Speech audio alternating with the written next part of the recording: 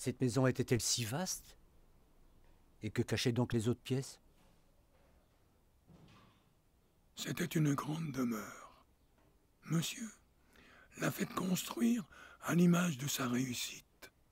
Grande, opulente, presque arrogante. Alors cette année, c'est une vidéo, donc un projet audiovisuel, donc destiné à être diffusé en salle. Je voulais vraiment faire deux choses séparées. Donc, en premier temps, donc un film, et en deuxième année, donc je me basculerai plus vers les installations numériques et le multimédia. Je pense que c'était important de faire ce choix-là parce que je pense que ce sont deux approches différentes, même si l'idée peut être similaire. Hein. Je pense que dans toutes les œuvres d'un artiste, il y a souvent une idée qui reste en général. Bon, moi, pour ma part, c'est en général les intérieurs, les maisons, etc.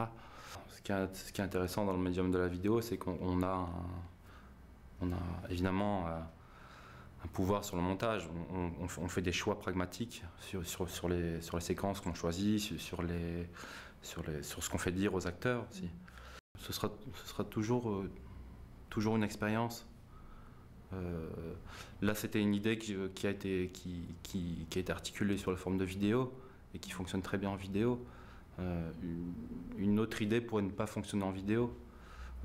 Donc je pense que et surtout à l'heure actuelle où les choses ont très bien évolué au niveau du numérique, au niveau du multimédia, au niveau des technologies, où on peut avoir la possibilité de prendre avoir un choix sur le médium, tout simplement.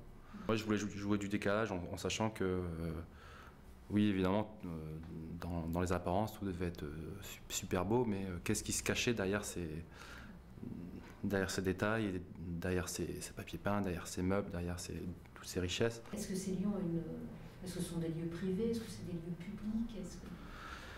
Moi, ce qui m'intéressait, c'était que c'était des lieux qui étaient privés anciennement, donc d'anciens hôtels particuliers, mais qui servent actuellement de lieux semi-publics, comme la maison des syndicats, la maison des associations, le cercle militaire.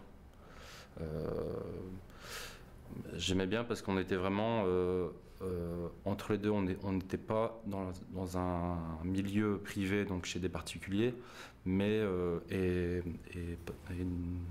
je n'étais pas non plus dans la ruine ou dans quelque chose d'abandonné. On était vraiment dans quelque chose d'entre deux. Visuellement, ce qu'on voit, ce sont des décors. Après, après au niveau du sens, c'est comment on peut articuler soit une fiction ou soit... Dans ce cas, c'est une fiction ou c'est simplement un essai?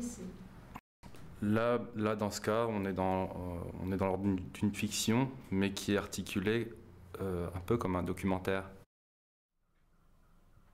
Chaque semaine, des meubles disparaissaient, des hommes emportaient des malles, et elles ne revenaient jamais.